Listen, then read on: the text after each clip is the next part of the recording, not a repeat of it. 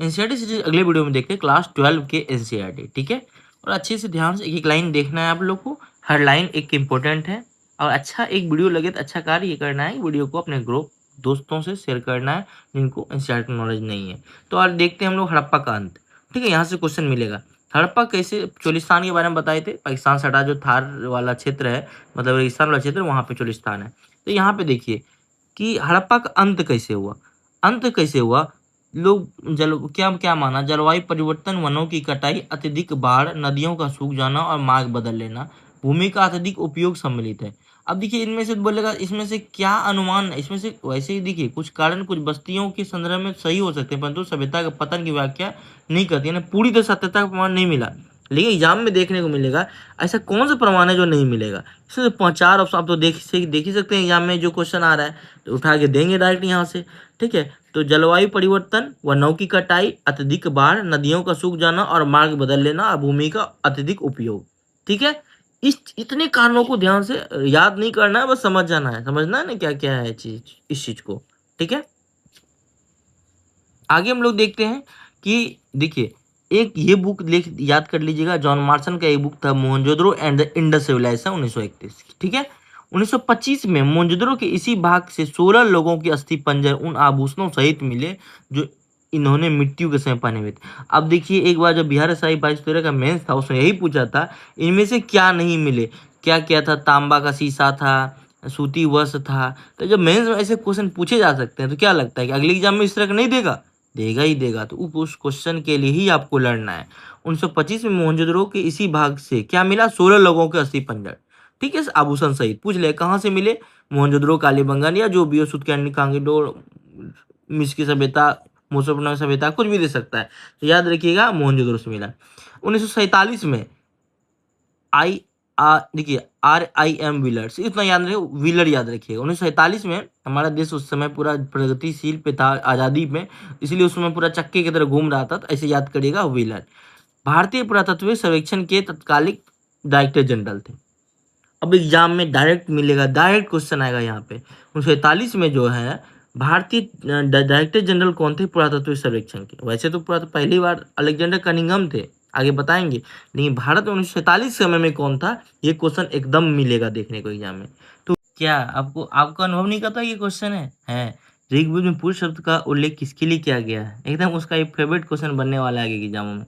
आर्यों के युद्ध के देवता इंद्र को पुरंदर अर्थात गढ़ विध्वंसक कहा गया। अब देखिए ध्यान से स्टेटमेंट क्वेश्चन आएगा, ऋग्वेद में पुर का शब्द किससे है, प्राचीन, किला या गढ़ से। क्लियर। अब दे देगा पुर का मतलब, दे देगा इंद्र, कौन कौन चार वो देगा ऑप्शन में, तो आज में कंफ्यूज है, प्राचीन सोच भी नहीं सकता है, किला गढ़। आर्यों के युद्ध के देवता इंद्र को, ये तो जानते हैं हम लोग, और पुरंदर अर्थात गढ़ विध्वंसक कहा गया। क्लियर। अब देखिए इस लाइन को 1960 के दशक में जॉर्ज डेल्स नामक पुरातत्वविद ने मोहनजोदड़ो में जनसंहार के साक्ष्यों पर सवाल उठाए। उन्होंने दिखाया कि उस स्थान पर जो मिले अभी अस्थिपंजर में एक ही काल के संबंध नहीं थे, यानी कि जनसंहार का साक्ष्य किसने बताया था, जॉर्ज डेल्स ने दिखाया था, ठीक है। तो ऐसे क्वेश्चन आएंगे क्योंकि हम देख चुके हैं, एग्जाम में बैठे हैं। एक ऐसे था महात्मा गांधी का पूछ रहा था जीवनीकार कौन था, तो क्लास 12 में ही मिलेगा उसको, वो GD तेंदुलकर है उसका आंसर। अब देखिए GD तेंदुलकर के बारे में कहीं पढ़े ही नहीं थे, तो इसी तरह यहीं से क्वेश्चन उठाते हैं। तो आप लोग निश्चिंत रहें, पढ़ते रहें, हम आपका तैयारी पूरा बढ़िया से करा देंगे, ठीक है। इसके लिए वीडियो को सभी तक पहुंचाइए जो भी एनसीईआरटी पढ़ने वाले इच्छुक हैं, ठीक है। जो ज्ञान मिले बांटना चाहिए, ठीक है। देखिए अब आते हैं कनिंघम का भ्रम। कनिंघम का क्या भ्रम था, इसलिए कनिंघम भ्रम में बोला गया।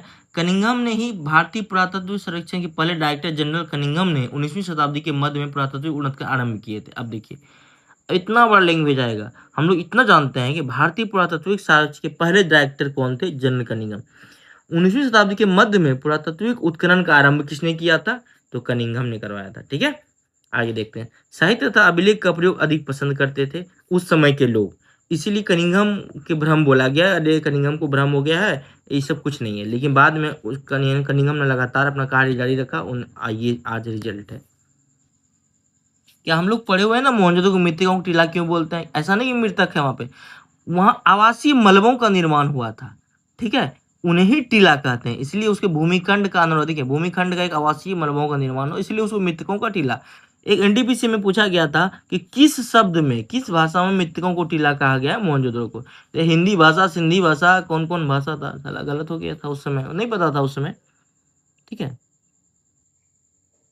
आगे देखते हैं। 1924 में भारतीय पुरातत्व संरक्षण के डायरेक्टर जनरल जॉन मार्शल ने पूरे विश्व के समक्ष सिंधु घाटी में एक नवीन सभ्यता की खोज की, घोषणा की, जैसा कि S Rao the story of Indian archaeology में। देखिए, इस बुक को आप लोग याद कर लीजिएगा। 24 में भारतीय पुरातत्व संरक्षण के डायरेक्टर जनरल कौन थे? मार्शल। और 1947 में कौन थे? व्हीलर। याद रखना, 47 में व्हीलर और 24 में मार्शल।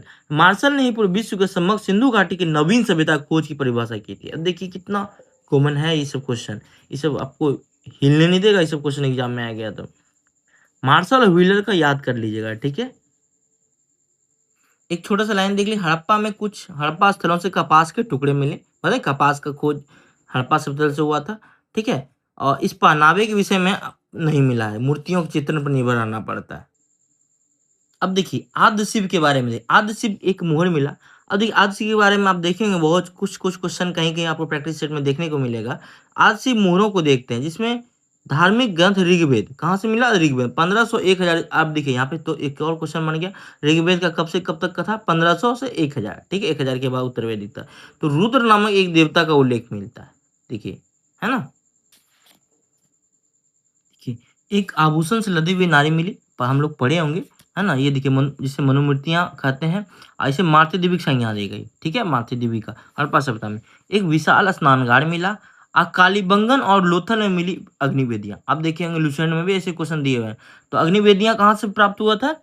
याद रखिएगा, कालीबंगन और लोथल, दो जगह से ऑप्शन में देंगे, एक हड़प्पा कालीबंगन, सॉरी, और जो भी हो, तो ये दोनों मारना है, लोथल और कालीबंगन दोनों, ठीक है। अब देखेंगे मान्यता के अनुसार प्रकृति की पूजा का संकेत, क्लियर है, प्रकृति की पूजा करते थे हड़प्पावासी। मुहर पर बनाए गए कुछ जानवर मिला है, सिंह, एक सिंह वाला जानवर, आमतौर पर एक सिंह ही कहा जाता था। कुछ मोहरों पर एक आकृति से पालथी मारकर योगिक मुद्रा में बैठा दिखाया गया है। कभी कभी जिसे जानवरों से आदि शिव तथा हिंदू धर्म के प्रमुख देवताओं के रूप में।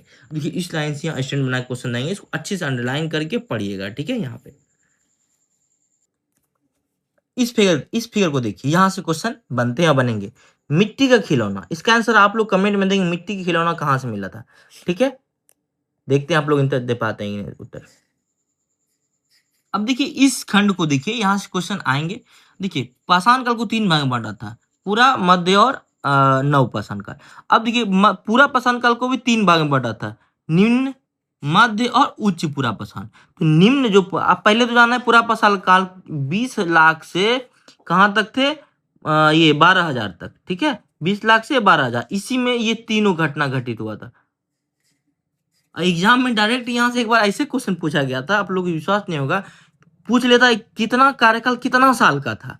अब ये अगर याद रहेगा ना आपको, तो नहीं भी आपको याद रखना है, सिर्फ इसको देख लेना है, ऑटोमेटिक आप माइनस प्लस करके कैलकुलेट कर लीजिएगा। तो पूरा पाषाण काल कहाँ से कहाँ तक थे? 20 लाख से लेके 12,000 तक।